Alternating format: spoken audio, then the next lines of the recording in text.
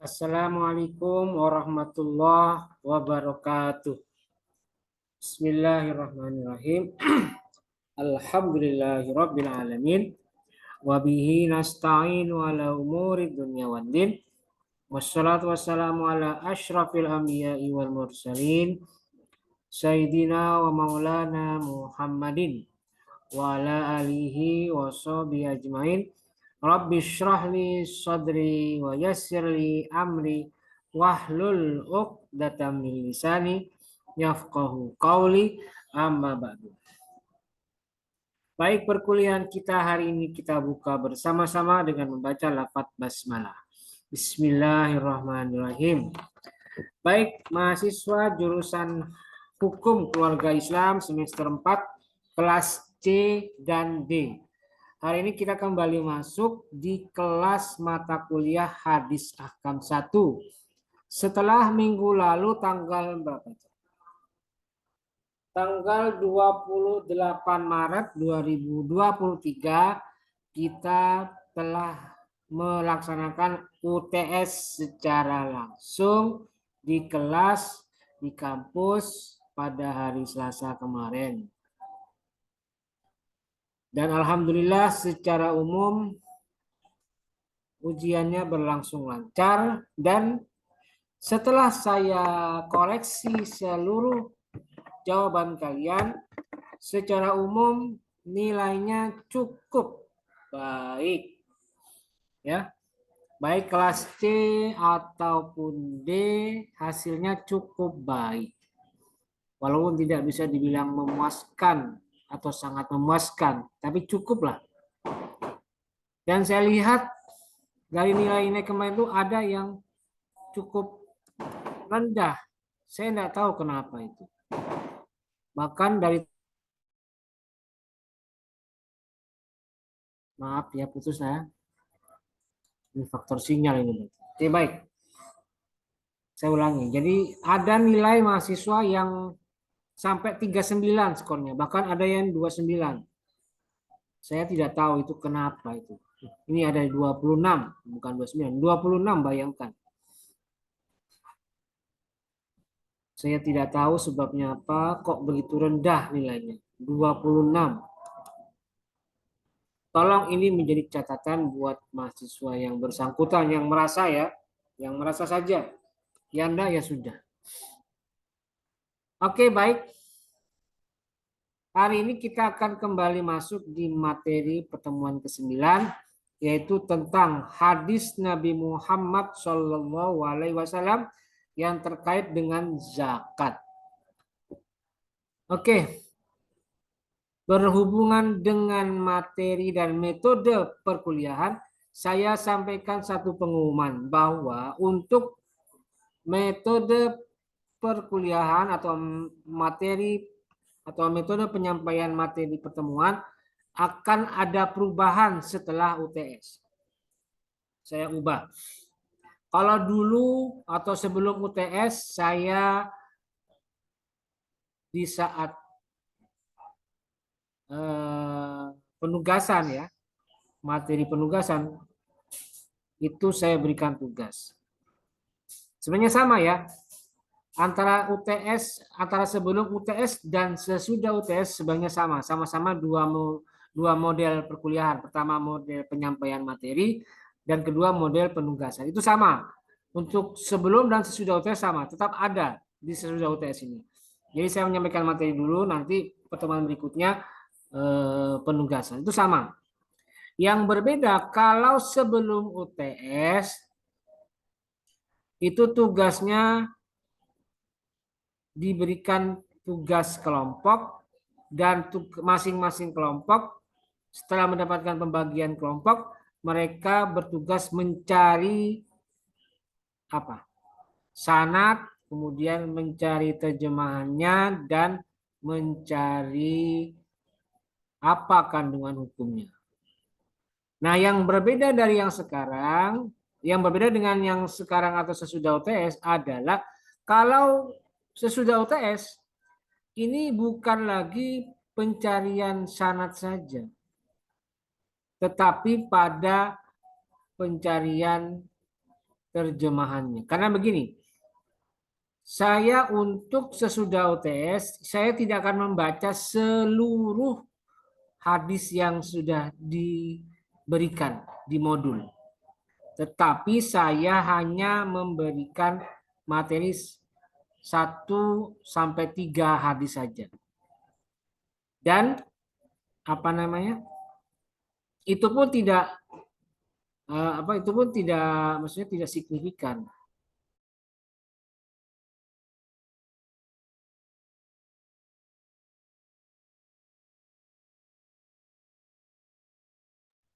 Oke, maaf ya, terputus lagi tadi karena faktor sinyal ini. Oke, saya ulangi. Jadi yang pertama perubahannya adalah kalian mencari hadis bukan lagi sekedar seperti yang dulu, hanya mencari sanad, kemudian mencari terjemahannya dan mencari kesimpulan hukumnya, kandungan hukumnya.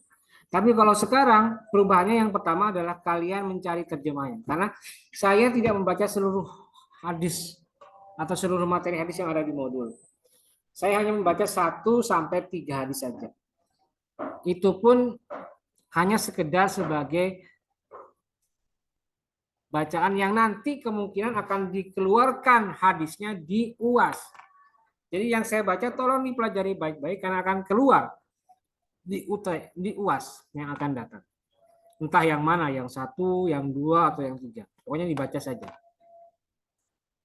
Dan yang kedua, yang berbeda dari tugas sesudah UTS ini adalah bahwa tugasnya itu tidak lagi dibuat tertulis, tetapi kalian wajib untuk presentasi hadisnya dengan membuat video.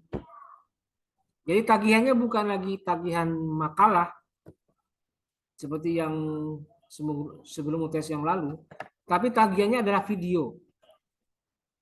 Tapi ini tetap tugas kelompok. Ingat, ini tugas kelompok. Artinya tugasnya harus dikoordinir dengan sebaik-baiknya di antara sesama anggota kelompok.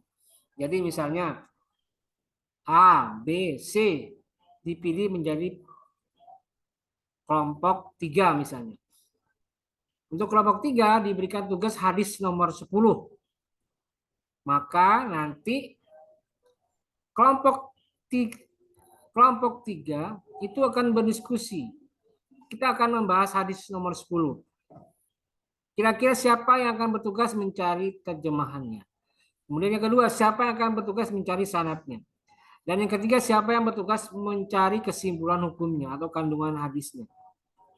Nah, kemudian nanti kalau sudah dapat, baru kalian presentasikan di video kalian itu. Jadi nanti akhirnya tugas akhirnya atau tagihannya adalah berbentuk video yang dikompilasi antara anggota 1, anggota A, anggota B, anggota C, dikompilasikan videonya. Jadi nanti akan ada yang bertugas mengedit video yang sudah ada, menyatukan antara anggota A, B, dan C untuk dijadikan satu video. Paham ya? Itu tugasnya yang berbeda dibandingkan sebelum UTS. Kalau sebelum UTS kan cuma tugas makalah. Saya menilai dari makalahnya. Tapi untuk sesudah UTS atau tugas sesudah UTS, yang dilihat adalah videonya bagaimana. Dan ini akan menjadi ketentuan, menjadi catatan bahwa siapapun yang tidak aktif dari setiap anggota kelompok, maka dia tidak dapat nilainya. Kalau yang sebelum UTS masih gampang, cuma nunut atau ikut nama doang. Ya keikhlasan dari anggota kelompok, ya sudahlah masukin aja dia dah. Walaupun dia tidak aktif membantu tugas kelompok. Tapi kalau yang ini, yang tugasnya sudah UTS, itu wajib aktif. Dan kalau tidak muncul videonya, tidak kelihatan batang hidungnya atau raut wajahnya, ya berarti tidak dapat nilai. Walaupun ditulis namanya di kelompok 10 atau kelompok 3, tugas hadis nomor 10 atas nama A, B, dan C. Tapi tidak ada videonya, ya sudah, tidak keluar nilainya. Jadi itu yang membedakan antara sebelum dan sesudah UTS. Nanti penjelasan lebih lengkapnya saya akan jelaskan di pertemuan minggu depan atau pertemuan ke-10. Kalau sekarang saya akan gambaran umumnya saja dulu, nanti selengkapnya termasuk anggota kelompoknya siapa saja nanti akan saya jelaskan minggu depan atau pertemuan yang akan datang. Baik, sekarang saya akan mulai membahas materi hadis tentang zakat. Ya. Yang kali ini saya akan membahas hanya 3 hadis saja. 3 hadis saja. Yang sisanya nanti, yang di sini kan semua total hadisnya ada 18. Kitabuz Zakat ini ada 18 hadis.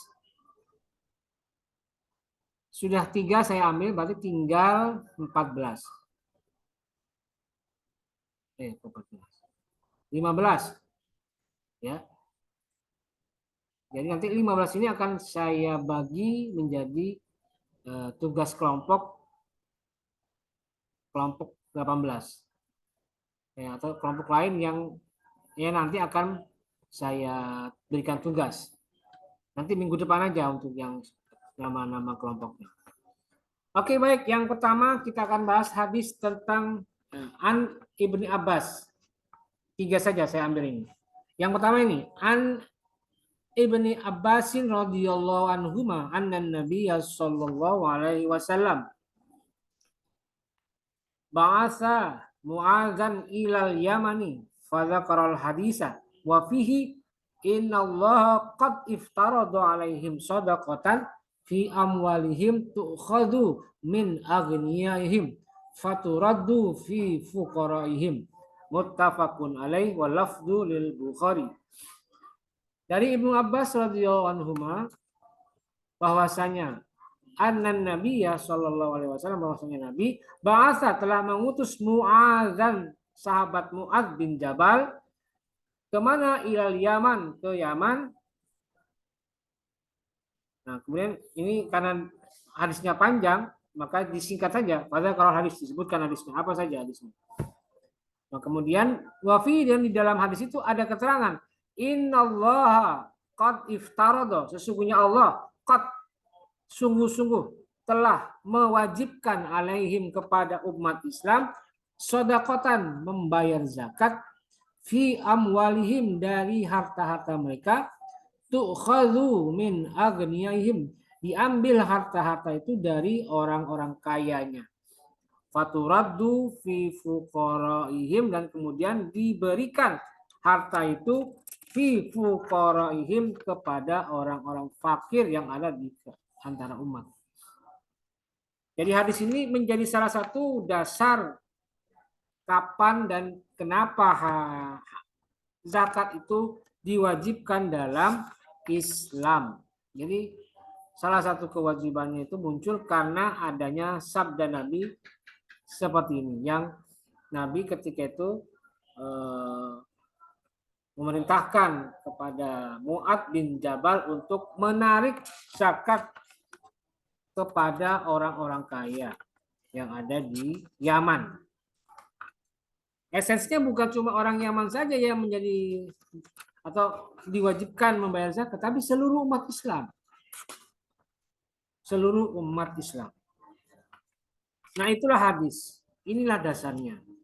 Diwajibkannya zakat atau diwajibkannya umat Islam membayar zakat.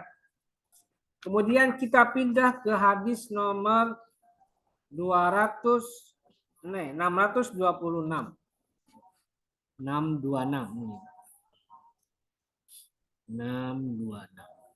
Ini. Wa an Abi Hurairah radhiyallahu anhu qala, dari Abu Hurairah berkata Abu Hurairah qala Rasulullah sallallahu alaihi wasallam laisa 'alal muslimin fi abdihi wala farasihi shadaqatun. Rawahul Bukhari. Nabi bersabda, laisa 'alal muslim, tidak wajib bagi orang muslim, fi abdihi, bagi budaknya, wala farasi, dan juga kudanya, Shadaqatun, kewajiban membayar zakat. Jadi zakat tidak wajib bagi orang yang punya budak. Budak tidak wajib dizakati. Dan juga kuda yang digunakan untuk keperluan transportasi. Tidak wajib zakat itu. Rawahul Bukhari, diriwayatkan oleh Bukhari. Wali Muslimin, dan riwayat Muslim mengatakan laisa fil abdi shadaqatun. Tidak wajib membayar zakat budak yang di bawah pemilikan majikan. Illa shadaqatul fitri, kecuali kewajiban membayar zakat fitrah. Kalau zakat fitrah wajib. Kalau zakat mal atau zakat harta atau zakat badan, zakatul abdan itu tidak wajib. Jadi itu ya, ketidakwajiban seorang majikan atas budaknya maupun tidak wajibnya seorang pemilik atas kuda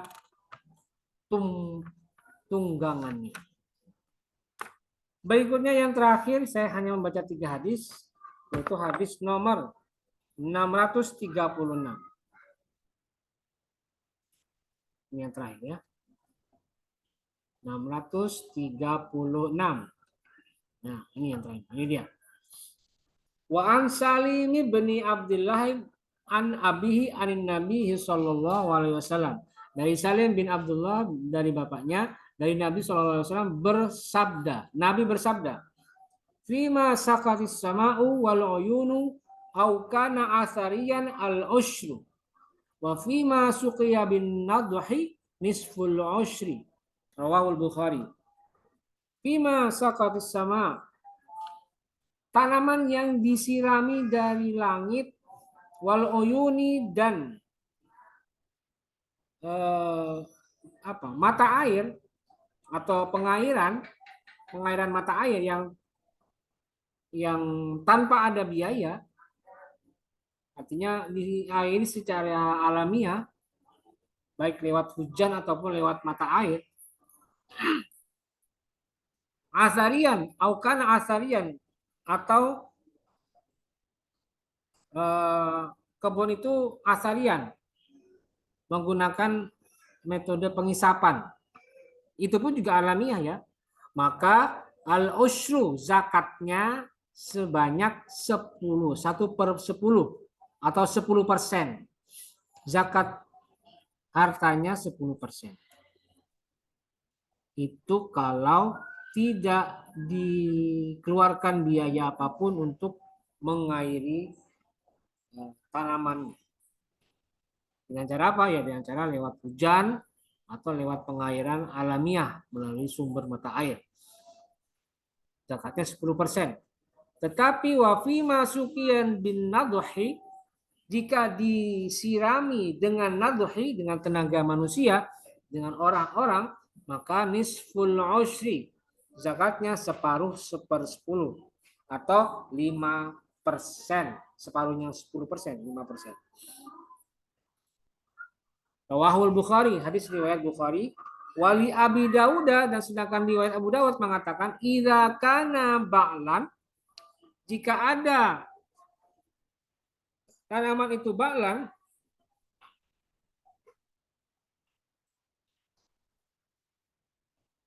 ba'lan itu tanaman yang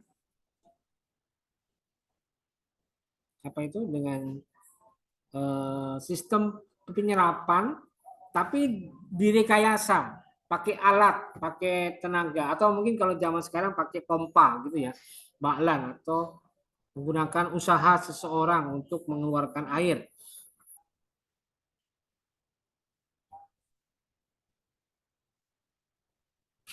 Al-usru, maka bukan ba'lan, bukan dengan pengisapan juga sama kayak tadi nih, saya salah. Sama seperti al-asarian tadi ya, ba'lan 1/10 atau 10%. Wa fi masuki bisawani awin nadhi nisful ushri. Kalau disiram dengan sawani atau tenaga binatang, sawaniun, awin nadhi atau tenaga manusia, maka nisful usyriat. Maka zakatnya separuhnya 10% atau 5%. Jadi kesimpulannya hadis ini menjelaskan tentang ketentuan jika tanaman yang disirami atau disuburi dengan biaya pengairan atau tanpa biaya pengairan, maka zakatnya 10%. Tapi kalau ada tenaga yang dikeluarkan, misalnya biaya itu apa? Biaya mengeluarkan harus pakai pompa yang disedot dari tanah keluar. Itu kan ada biayanya, biaya mengeluarkan tenaga, biaya mengeluarkan operasional mesinnya misalnya. Maka zakatnya berkurang menjadi 5%. Nah, ini juga berlaku untuk seluruh pembiayaan sawah, untuk seluruh persawahan yang bukan cuma masalah airnya saja, tapi juga perawatan, misalnya dipupui, dikasih semprotan pestisida atau insektisida atau apapun, misalnya untuk kesuburan dan bebas hama, itu kan biaya. Maka itu pun biaya itu tadi termasuk ke dalam yang tadi ini, walaupun bukan berhubungan dengan pengairan. Itu termasuk, kenapa?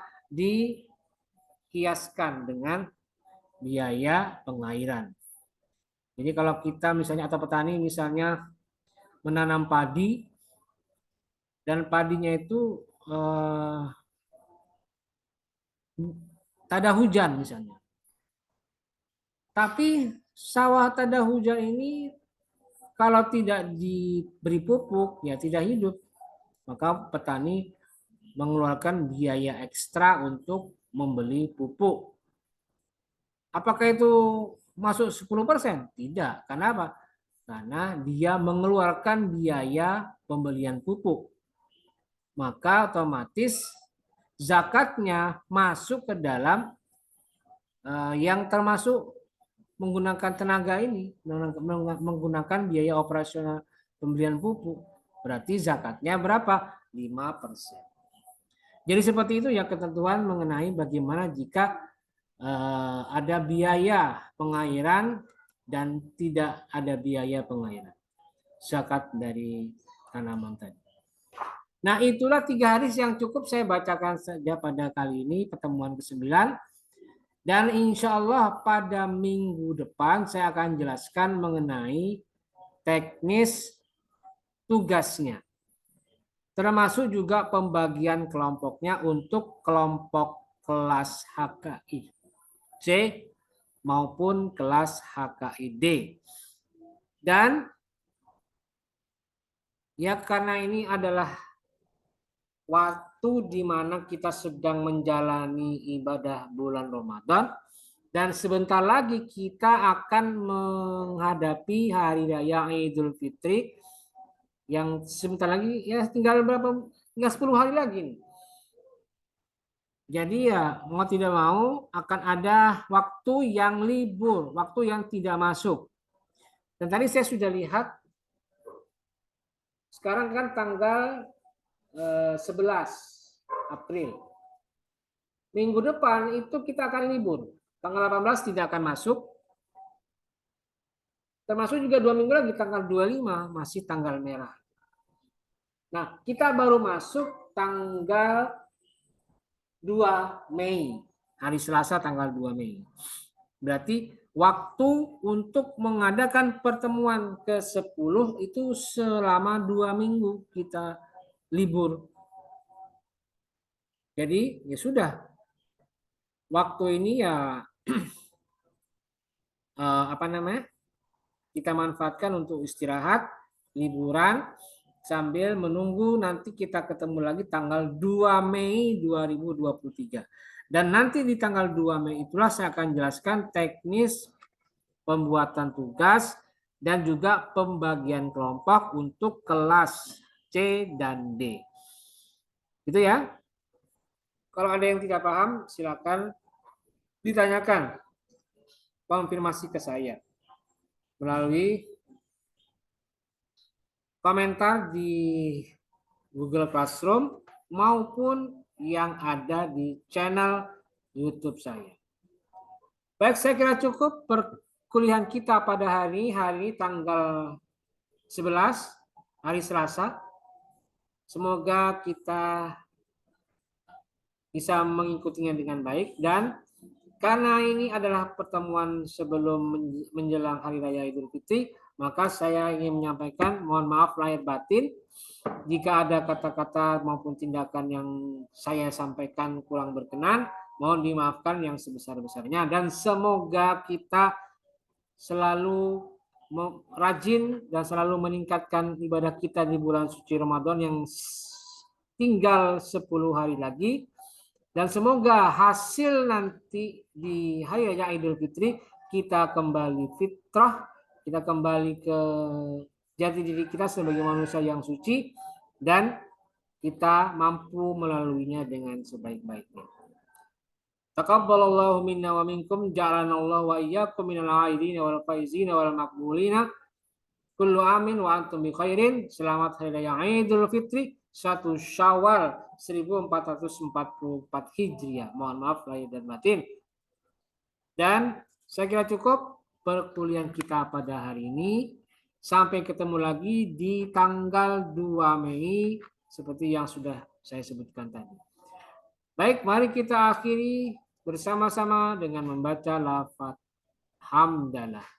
Alhamdulillahirabbil alamin. Terima kasih. Wallahul muwaffiq ila aqwamit thoriq. Wassalamualaikum warahmatullahi wabarakatuh.